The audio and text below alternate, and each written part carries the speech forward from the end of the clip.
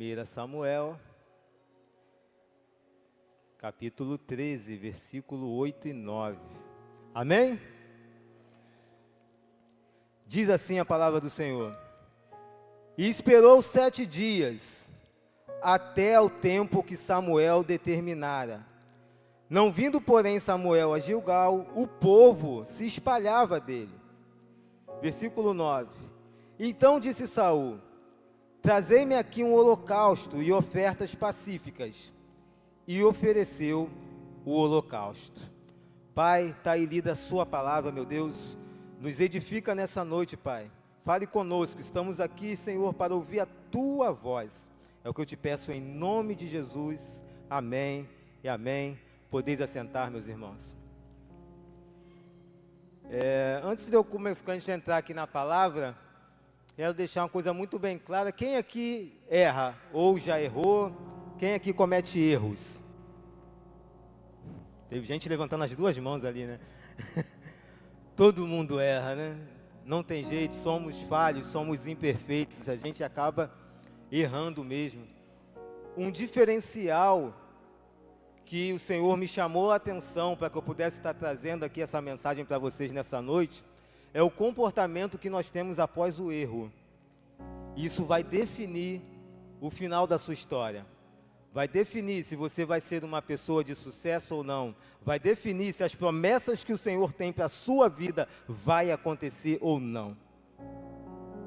Que errar, todos nós erramos, não tem jeito, mas esse comportamento pós o erro que nós precisamos analisar. E a gente não para pensar nisso. São coisas que a gente deveria estar buscando aprender, uma vez que todo mundo erra. Se nós somos imperfeitos, sabemos que vamos errar, então por que não entender e nos tornar especialistas em comportamentos pós-erros? Que só o fato de você estar buscando como se comportar após um erro já vai te dar um aprendizado para você nem errar. E aí, Jéssica, muitas coisas que a gente erra, a gente já nessa busca por aprendizado, já erra, começa a errar menos. Que o Senhor vai ministrando ao nosso coração, vai nos ensinando, vai nos dando experiência, nos dando maturidade. E a gente vai errando cada vez menos, mas ainda assim, por sermos imperfeitos, erramos e vamos continuar assim errando por causa da nossa deficiência, né? Aqui esse texto está dizendo de Saul. Quem era Saul? Saul era da tribo de Benjamim, foi escolhido para ser para ser rei de Israel. O povo clamou ao Senhor, disse que queria um rei. O povo pediu, insistiu, e Deus, tá bom, vou dar um rei a vocês. E deu Saul. E disse aqui que Saul, ele foi escolhido por Deus, mas pelo pedido do povo. Tem pessoas que dizem que às vezes, Saul não foi escolhido. Deus escolheu depois do povo pedir. Deus não tinha essa intenção, mas já que o povo clamou muito por ele, Deus decidiu dar esse rei para Israel. E esse texto que nós acabamos de ler aqui, relata um comportamento de Saul que ele errou. Ele teve um comportamento aqui, errou, e a forma como ele reagiu a esse erro foi determinante para o futuro dele. E nós vamos estar aqui analisando agora isso. Eu quero que vocês prestem muita atenção no que nós vamos conversar agora, para que você entenda que talvez vai ter erros na sua vida que você já cometeu, e às vezes tem portas fechadas até hoje por um erro que você cometeu, mas você ainda não aprendeu com esse erro, não teve um comportamento adequado, e aí a porta se fecha, Deus não libera o milagre para você. A hora que você aprender, que você ter a maturidade e falar, Senhor, eu aprendi, agora eu vou caminhar certo. Aí Deus libera o que tem para liberar. Enquanto você não aprender, você fica preso ali. Você fala, Senhor, mas eu estou orando, eu estou pedindo, a porta não abre, mas Senhor, porque você ainda não aprendeu. E aí a porta não vai abrir mesmo, hoje, mas nessa noite isso vai acabar, que você vai entender. Antes disso aqui em 1 Samuel no capítulo 13, vou voltar aqui no versículo 3, para ler até o 6, nós lemos o 8, eu vou ler aqui até o 7, de 1 Samuel capítulo 13, diz assim, E Jonatas feriu a guarnição dos filisteus que estava em Gibeá.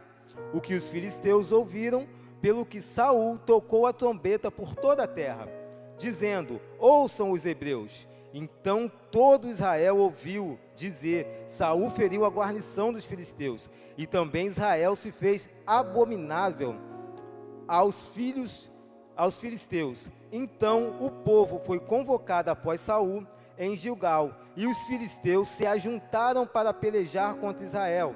30.000 carros e 6.000 cavaleiros, e povo em multidão como a areia que está à borda do mar. E subiram e se acamparam em Miquimais, ao oriente de Bet-Aven. Versículo 6. Vendo, pois, os homens de Israel que estavam em angústia, porque o povo estava apertado, o povo se escondeu pelas cavernas, pelos espiais, pelos penhascos e pelas fortificações e covas. E os hebreus passaram o Jordão para a terra de Gade e Gileade. Estando Saul ainda em Gilgal, todo o povo veio atrás dele tremendo. A situação aqui era muito difícil. Porque, Taleco, ele era o rei, ele estava esperando o profeta Samuel chegar. O povo, como você acabei de ler aqui, estava fugindo, por causa que os filisteus estavam se ajuntando para vir guerrear. O povo se espalhando, se escondendo em covas e penhascos, e ele se viu pressionado a tomar uma decisão, a fazer alguma coisa. Ele não tem o que agir, eu tenho que fazer. E aqui já fica um primeiro alerta para nossas vidas. Se a pressão está muito grande e Deus não te deu nenhuma direção, não tome decisões precipitadas. Ah, Anderson, mas está todo mundo fugindo, a pressão está grande, os inimigos estão chegando, a notícia está muito ruim, mas se Deus não deu uma direção, cuidado com o comportamento que você vai ter. É nessa hora que às vezes já começa a se embolar, a gente começa a fazer as coisas erradas. Já viu aquela pessoa que às vezes está na igreja fazendo tudo certinho, tudo bonitinho, as coisas começam a dar errado para ela, não dá certo, o que ela faz? Então não vou mais para a igreja, não vou mais obedecer a Deus, não vou mais fazer a coisa certa. Aí a coisa começa a complicar novamente. Que já estava ruim, piora, porque ela estava colhendo a plantação do que ela fez anteriormente. Então o seu comportamento mediante a pressão já vai revelar muito como você vai passar por esse processo.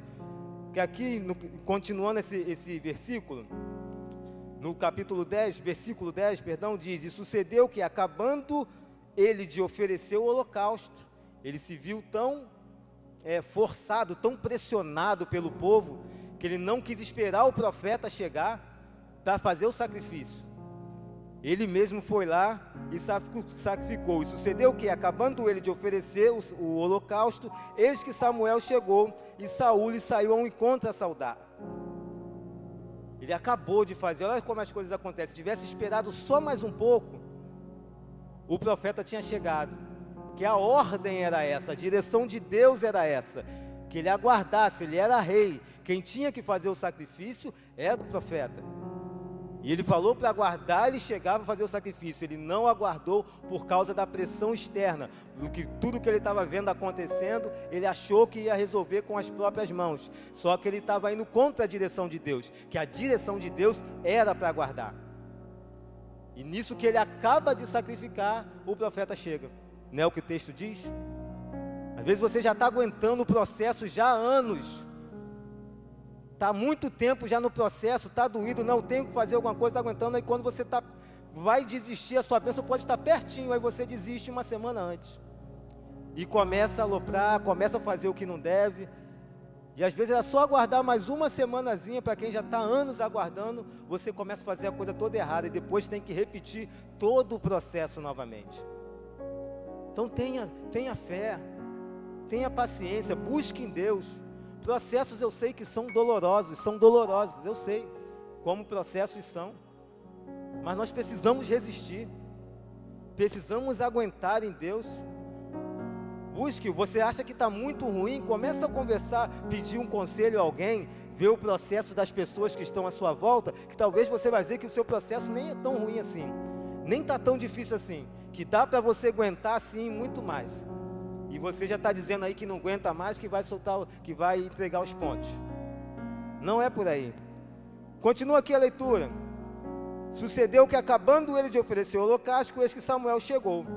E Samuel lhe saiu ao encontro para o saudar. Então disse Samuel: que fizeste? Disse Saul: porquanto via que o povo se espalhava de mim, e tu não vinha nos dias atrasados, e os filisteus já haviam se ajuntado em Miquimais, eu disse.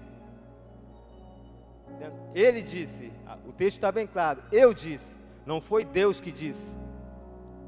Eu disse: agora descerão os filisteus sobre mim, e ainda a face do Senhor não orei, e forcei-me, e ofereci o holocausto. Eu disse, esse eu disse aqui, saltou, Valquíria, quando eu estava lendo, que ele pensou. Quem está no Datashow aí consegue colocar agora a tradução NTLH? Para o pessoal ver aqui, que nessa hora ela é muito interessante. Esse 1 Samuel, capítulo 13, versículo 12. Na NTLH diz assim, ó: aí eu pensei, os filisteus vão descer a Gilgal para me atacar, e ainda não tentei conseguir a ajuda de Deus, o Senhor. Então achei que tinha que oferecer sacrifício. Eu pensei, eu achei. Quantos comportamentos desses a gente vê por aí, vê as pessoas se quebrando?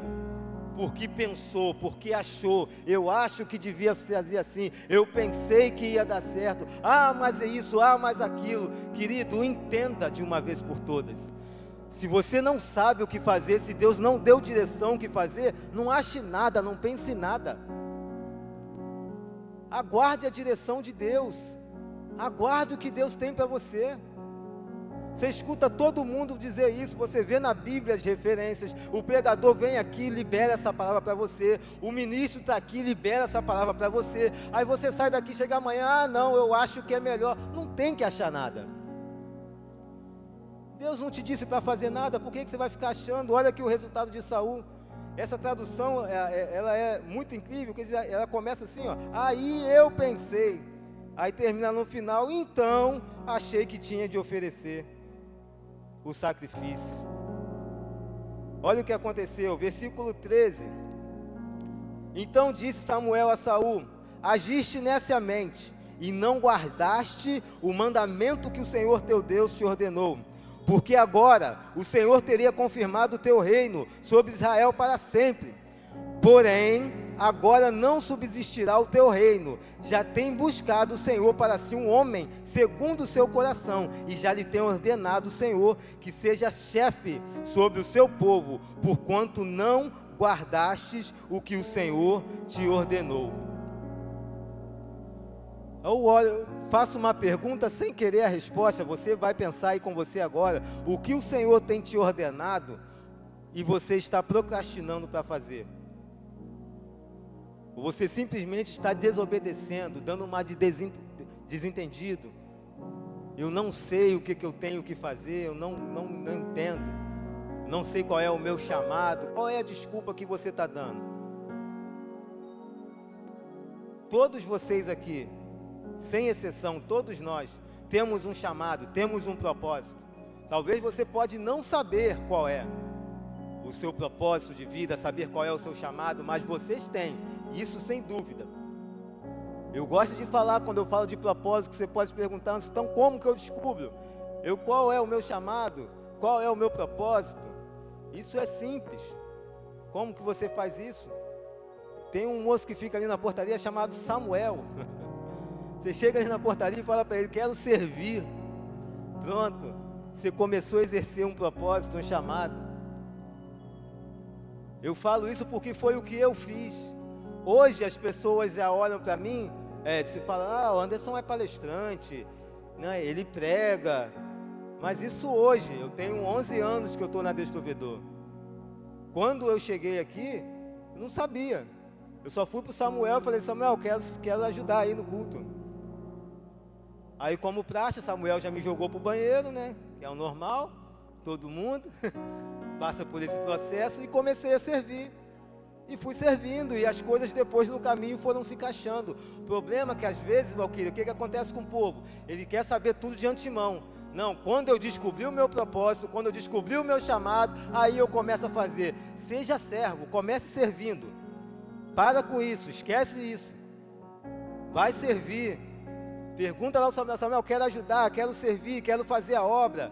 Tem evangelismo para fazer, procura o Gabriel. Gabriel, quero ajudar no evangelismo, quero servir. É assim, Deus no caminho vai te orientando. Não fica preocupado querendo saber tudo de antemão, que isso não vai acontecer. Você precisa fazer essas escolhas e descobrir o que o Senhor tem para a sua vida. Qual é o seu chamado? Qual é o seu propósito? Não se deixar ser influenciado por que as pessoas acham. Vejo muitas pessoas também falando isso. Porque vê um fazendo, vê dois fazendo, vê três fazendo, eu também quero. Está sendo influenciado. Você já perguntou para Deus se é isso mesmo que Deus tem para você? Ou está fazendo porque falaram que é legal, falaram que vou fazer, então você está indo também, igual a Maria vai com as outras, que faz tudo que os outros estão fazendo. Você tem que identificar qual é o seu propósito com Deus, qual é o seu chamado com Deus, porque na hora que o vento vier, é isso que vai te manter firme, porque você sabe para que foi chamado, sabe que Deus está contigo, então o vento que vier, você vai permanecer de pé, você vai saber, o Senhor me chamou para essa obra, então é aqui que eu vou continuar. Não adianta vir seta do inimigo falar que não é isso que você vai falar, não, o Senhor já falou, então é por aqui que eu tenho que caminhar. Isso é um comportamento, esse comportamento aqui de Saul que nós lemos, é um comportamento que a gente não deve colocá-lo na nossa vida. Por quê? Após ele ver isso tudo, ele foi dar uma desculpa. Ele simplesmente, por que ele não simplesmente confessou o erro? Poxa, errei, deveria realmente ter esperado. Mas não, foi dar uma desculpa. Mas é que os inimigos estavam vindo, é que isso, é que aquilo, o povo estava fugindo. A gente tem um grande erro, que a gente acha que porque é verdade, não é desculpa. O que ele falou para o profeta era verdade. O texto antes relatou. Ele realmente estava fugindo, o povo estava fugindo, o povo estava se escondendo dentro de penhasco, estava todo mundo abandonando ele. Era verdade. Mas viu a resposta do profeta? Hoje o Senhor confirmaria o teu reino, já não vai confirmar mais. Às vezes a sua desculpa está dando aí, mas é verdade. Eu não estou inventando, não é mentira. Mas é desculpa, ou você faz ou você não faz. Os frutos que você vai colher vai ser dessa sua decisão de fazer ou não fazer. Se fizer, tem uma colheita. Se não fizer, tem outra colheita. O que você vai decidir fazer? Vai fazer o que precisa ser feito? Vai obedecer à voz de Deus? Vai esperar Deus dar a direção? Ou vai se afobar, vai fazer do seu jeito e depois vai dar uma desculpa dizendo que estava muito difícil? A colheita vai vir. E a colheita que veio para Saul não foi boa. Que o reino dele, que era para ser estabelecido, acabou não sendo.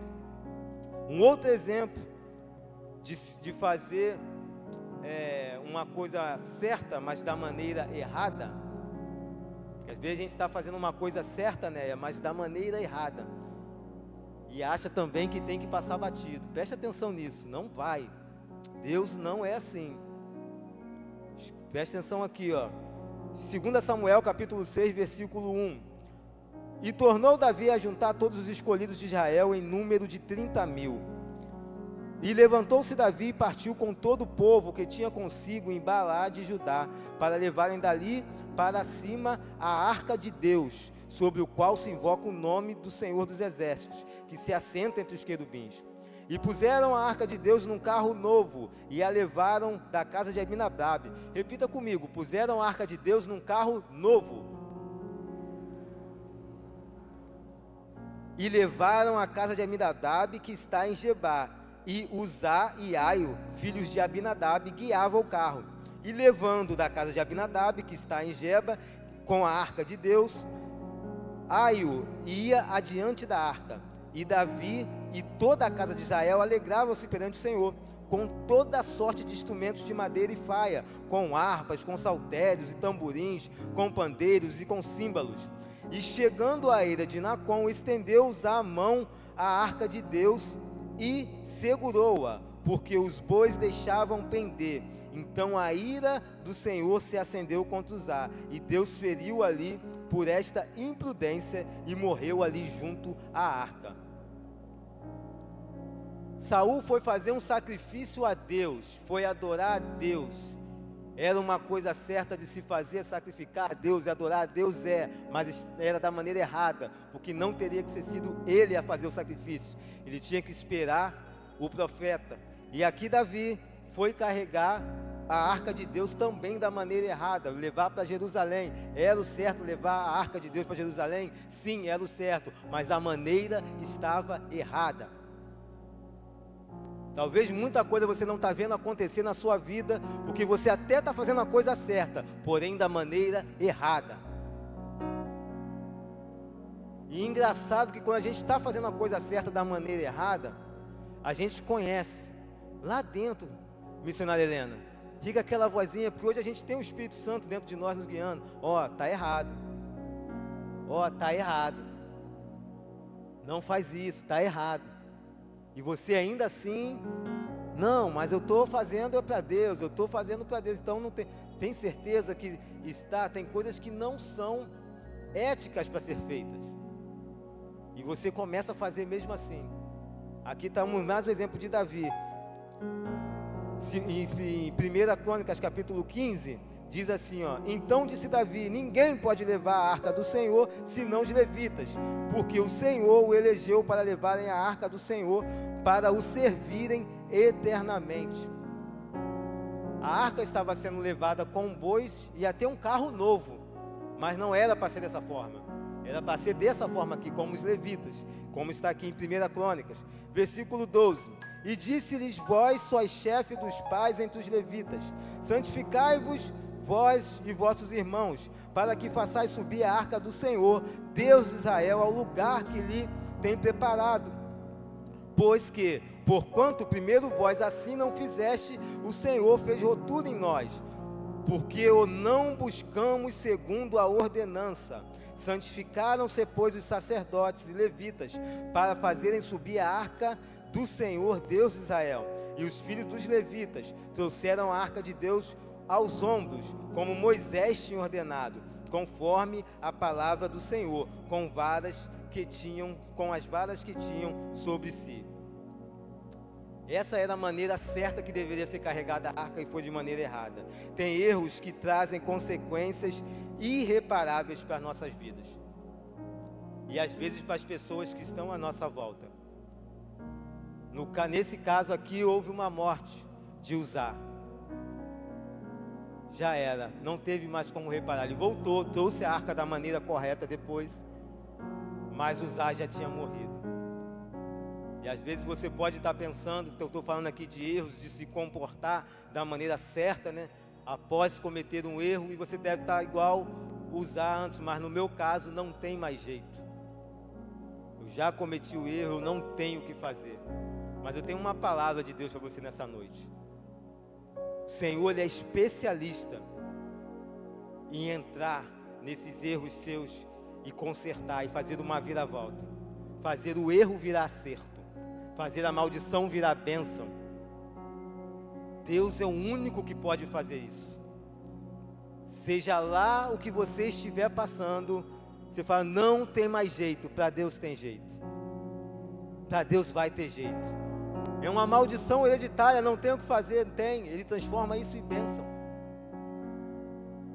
Se a árvore já está cortada, a Bíblia tem uma passagem que diz que a árvore cortada, ela brota ao cheiro das águas, quando Deus quer. Não precisa nem jogar água, só o cheiro. Que esse é o Deus que nós servimos. Esse é o Deus que faz milagres. E nós precisamos acreditar nisso. Nós temos que crer que o Senhor é bom, que o Senhor está conosco, que Ele é misericordioso e que faz milagres. No momento que você comete qualquer erro, qualquer falha, desde que haja o arrependimento sincero no seu coração, e você não venha com uma desculpa, o Senhor vai entrar e vai julgar a sua causa a seu favor. Creia nisso. Sem desculpas.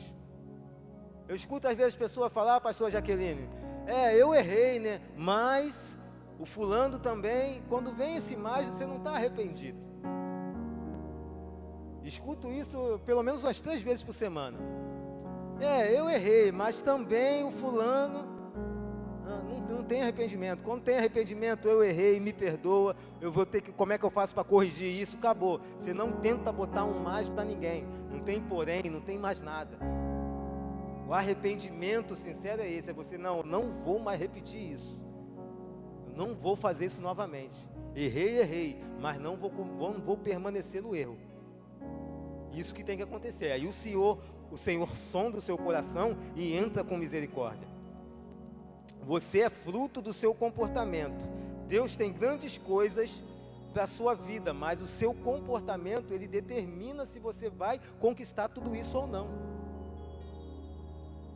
Esse seu comportamento de dar desculpa te tira do projeto de Deus. E um outro comportamento, que a gente tem até a base bíblica, que eu gosto de falar isso, de Josué, que ele não agiu, não fez o que deveria fazer no tempo certo, e chegou uma hora que Deus falou, acabou seu tempo, não dá mais.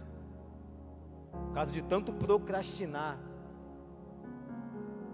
Você anda procrastinando com o que você sabe que Deus tem para a sua vida? Não responda, só pensa aí com você. Você sabe já do teu chamado, Deus já usou profeta, já falou, já te deu sonhos, já confirmou na palavra, já fez vários tipos de confirmações na sua vida, e você está procrastinando.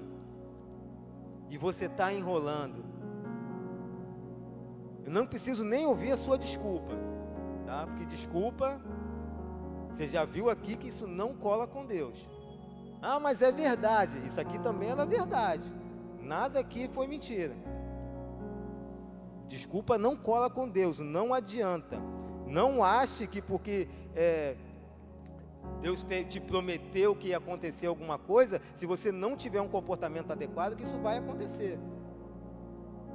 As pessoas às vezes acham, não, Deus prometeu, então ele é obrigado a cumprir. Aí pega até aquele texto bíblico, né? Não, ele não é filho do homem para que minta. Mas faz tudo errado. Aqui em 1 Samuel capítulo 2,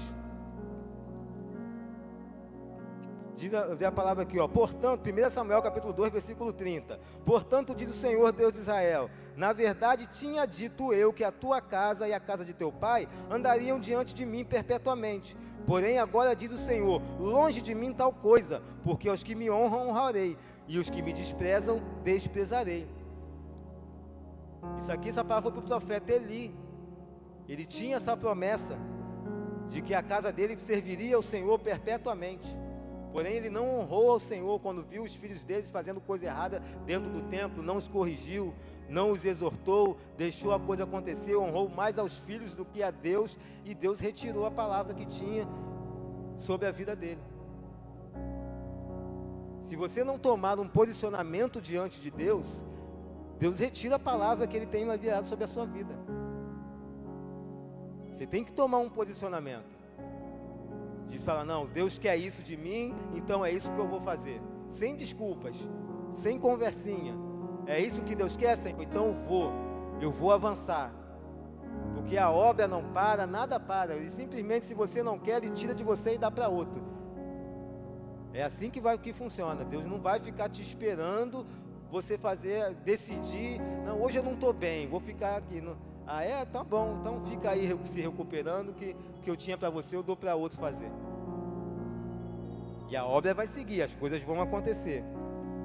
Mas nós temos aqui também um exemplo de quem enfrentou um processo muito dolorido e teve um bom comportamento. E esse agora eu quero que vocês prestem atenção aqui comigo, que é José.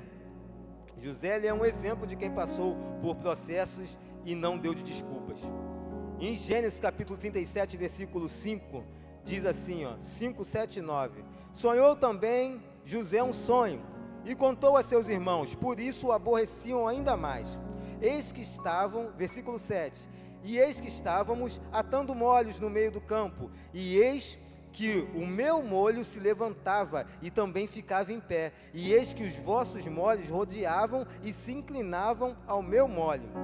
Versículo 9, e sonhou ainda José outro sonho, e contou a seus irmãos e disse, eis que ainda sonhei um sonho, e eis que o sol e a lua e 11 estrelas se inclinavam a mim.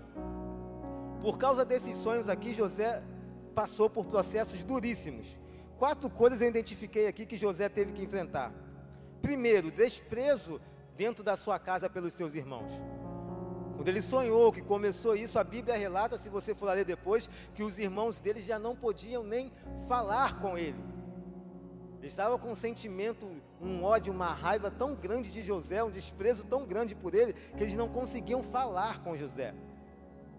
Ele enfrentou isso, ao ponto deles tentarem matar José, e depois o irmão dele, o Rúben, não deixou, eles decidiram jogar na cisterna, e depois iam deixar ela para morrer, decidiram vender, e ele foi para o Egito.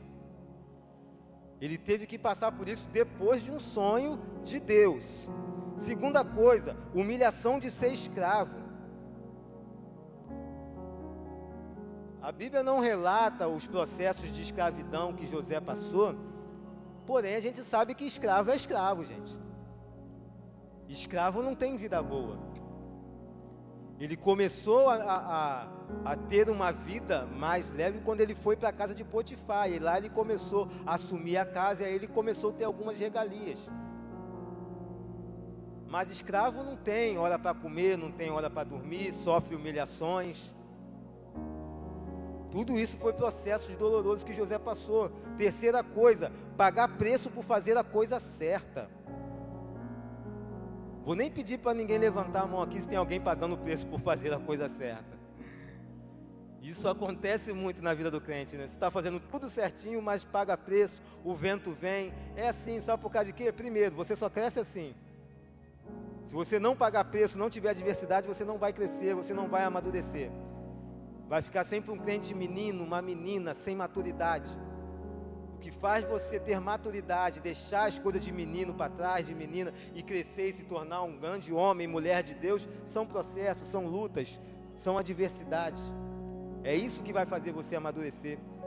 E José pagou preço aqui, por fazer a coisa certa, quando ele não aceitou se deitar com a mulher do senhor dele. Ela tentou seduzir e ele fugiu, e ela disse que ele tentou agarrar e acabou pagando o preço e indo parar na cadeia por fazer a coisa certa. Se você está fazendo a coisa certa e está pagando o preço, vou te dar uma ideia, faz igual José, continua. Não dá desculpa não. Eu já trouxe 2 exemplos aqui, de Davi, de Saul, que não adiantou, mesmo eles estavam certos. Ah, mas a mulher dele veio. Poderia ter usado essa desculpa, né? Eu era escravo, ela era minha senhora, esposa do meu senhor. Ainda podia falar, pastor Marcos, eu tive que obedecer, né? Mas ele não deu essa desculpa. Você também não vai dar. Quarta coisa, ser esquecido por quem o ajudou. Olha quanta coisa José enfrentou. Ele, depois que ele estava na prisão, ele revelou o sonho do copeiro e do padeiro. Eles tiveram um sonho, ele revelou que o copeiro ia voltar a servir ao rei e o padeiro ia morrer. Aconteceu conforme ele disse, e ele pediu, ó, quando estiver diante do rei, lembra de mim, fala de mim lá. Não lembrou. O copeiro esqueceu dele. Só foi lembrar dele 2 anos. A Bíblia diz que só 2 anos depois que foi lembrar dele. Ele mofou mais 2 anos na cadeia. E ainda assim mantendo-se fiel, mantendo-se honesto, mantendo-se na posição que Deus queria. Isso é muito difícil, irmãos. Eu não estou dizendo aqui que é fácil, não. É difícil. Você se manter nesse mundo que nós estamos vendo hoje, você querer fazer a coisa certa, você vai pagar preço que hoje, às vezes, tem muitas situações, nós estamos vendo uma inversão de valores muito grande, que você fazer o certo, você é taxado como errado, porque está querendo fazer a coisa certa. A gente vê muito isso, mas nós precisamos manter o nosso posicionamento. Porque a gente tem um Deus que Ele entra para julgar a nossa causa e para nos dar o fim que esperamos, um fim de glória, um fim de sucesso, um fim de vitória, quando nós obedecemos a Ele, quando nós nos mantemos firmes, sem desistir. É só dessa forma. Não adianta você dar uma desculpa e abaixar a cabeça, mas foi por causa disso, não deu, que todo mundo estava fazendo, porque se eu não fizesse eu ia ser mandado embora. Ei, não interessa, faça o certo. Você sabe o que é o certo a se fazer. Não ache nada. Eu pensei, eu não penso em nada. É o que Deus falou, é para fazer. Se Deus não falou, não é para fazer, ponto. Está na dúvida a Bíblia? O que a Bíblia Deus diz para fazer nessa situação? Não sei o que fazer. Pega a Bíblia lá, vê o que a Bíblia está dizendo a respeito. Mas não faça o que você acha, o que eu pensei, o que eu vi todo mundo fazendo, então eu vou fazer também. Não faça isso.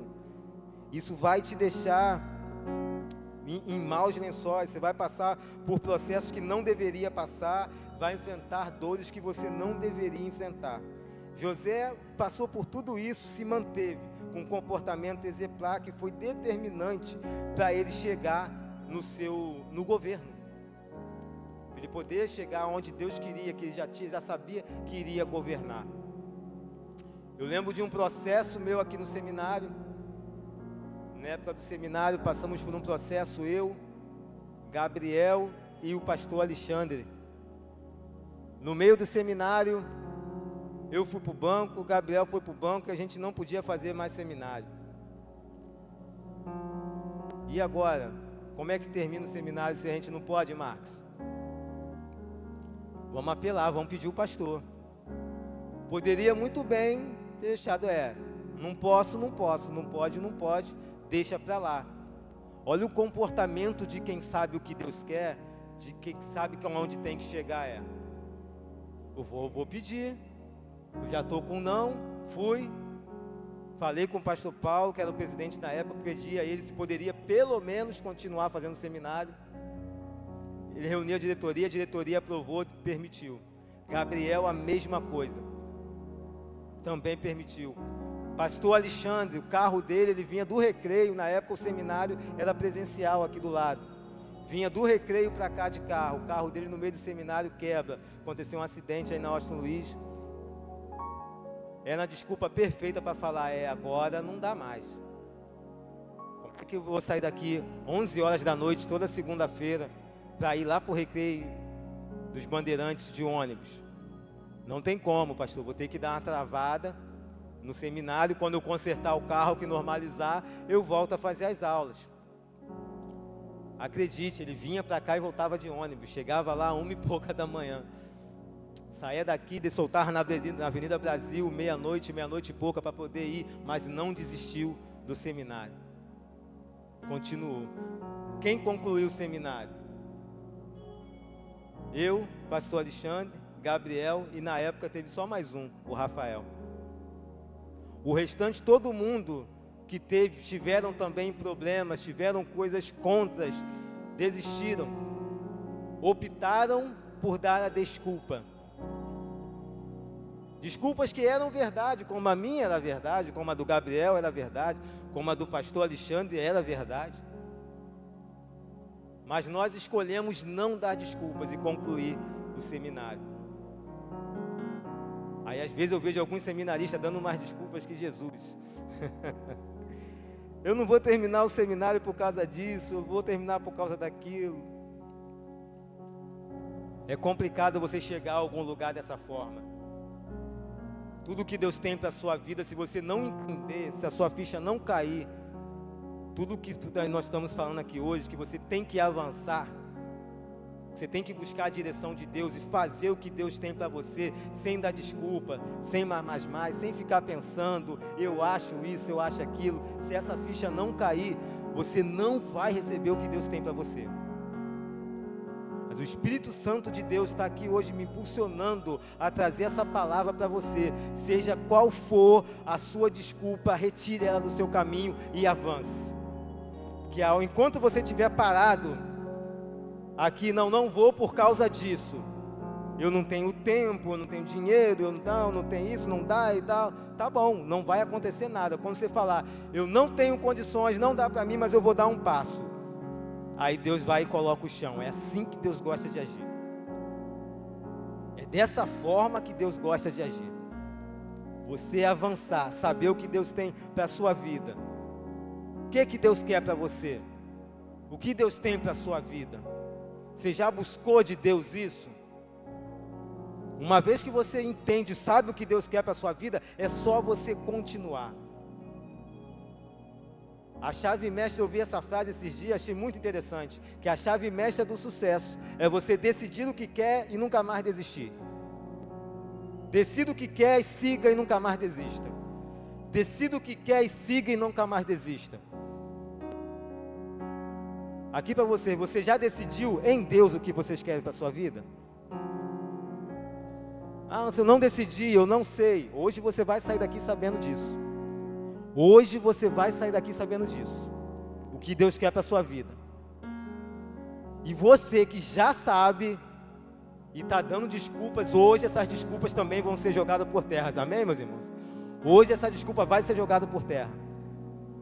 Você vai dar um jeito, você vai orar, você vai jejuar, ativa. Ora, jejua, busca Deus, fala assim, eu tenho que fazer alguma coisa tem que acontecer, mas eu não posso agir neciamente, não posso agir com o que eu estou achando, não posso agir com o que eu penso, eu acho, que estão me dizendo, não, eu quero agir debaixo da Tua palavra, Senhor, então me dá uma direção, mostra para mim por onde eu tenho que caminhar, o que eu tenho que fazer, se movimente, jejue, ore, faz alguma coisa, mas busque a presença de Deus, para você precisar receber uma palavra, é só isso que você precisa na vida, é uma palavra de Deus, a hora que o Senhor te der a palavra, é só não desistir jamais, não desista jamais, e o Senhor vai te dar essa palavra, se você buscar, a unção aqui hoje na igreja para isso, para você pegar direções, tomar direções e ter coragem de jogar essas desculpas fora. Se coloquem de pé em nome de Jesus. Tem essa direção aqui na igreja hoje. Anderson, ainda estou perdido, não sei o que eu faço. Vai sair daqui sabendo. O Espírito Santo vai te falar. O Espírito Santo vai te direcionar nessa noite. Nem que levante profeta, que dê sonhos. Alguma coisa vai acontecer, você crê nisso? Você que está esperando em Deus aí uma direção, falando, não sei o que fazer, Deus vai te dar essa direção. E você que não está com uma barreira, que até hoje era o que você justificava para não avançar, isso também vai cair por terra. E eu quero fazer um apelo rápido aqui para estar orando sobre a vida de vocês e liberando o que o Senhor me deu para liberar para a vida de vocês nessa noite.